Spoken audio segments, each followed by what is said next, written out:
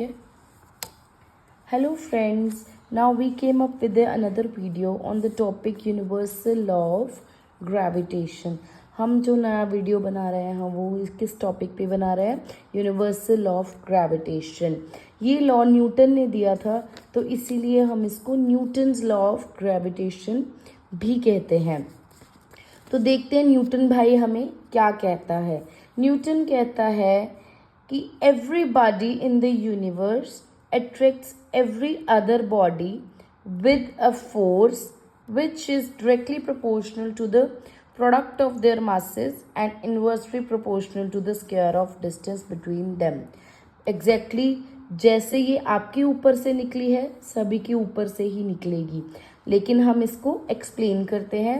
मैं आपको गाइड करती हूँ इसे हमें डिराइव कैसे किया उसने और कैसे लोगों को समझाया भी ये ग्रेविटेशन है जो अर्थ का पुल है वो क्या है और कैसे कैलकुलेट हुई है.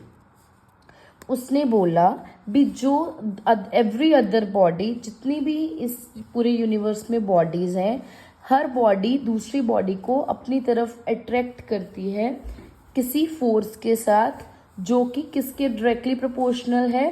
Product of their masses. उन बॉडीज का जो मास है उनके डायरेक्टली प्रोपोर्शनल है, उनके प्रोडक्ट के directly proportional and inversely proportional to the square of distance between them. और उनमें जो डिस्टेंस है उसके स्क्वायर के इनवर्सली प्रोपोर्शनल है. तो हम ये डेरिवेशन देखते हैं तो हमें और क्लैरिटी होगी. जैसे सपोज एक ऑब्जेक्ट ए है, एक ऑब्जेक्ट बी है. ऑब्जेक्ट ए का मास m1 है, ऑब्जेक्ट बी का मास m2 है और दोनों में r is the distance.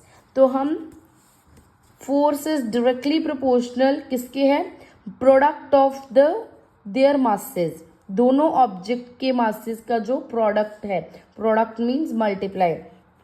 So force is directly proportional to m1 m2. ठीक है. नेक्स्ट आ गया फोर्स इज इनवर्सली प्रोपोर्शनल. जब भी हम इनवर्सली प्रोपोर्शनल यूज करते हैं तो 1/r² हो जाएगा. Force is inversely proportional to the square of distance between them. दोनों में जितना डिस्टेंस है उसका स्क्वायर और इनवर्सली 1/r². हम दोनों इक्वेशंस को कंबाइन करते हैं. कंबाइनिंग 1 and 2 तो हमें क्या मिलता है? Force is directly proportional to m1 into m2 by r². जब हम इनवर्सली प्रोपोर्शनल हटा के इक्वल टू लगाते हैं तो हम एक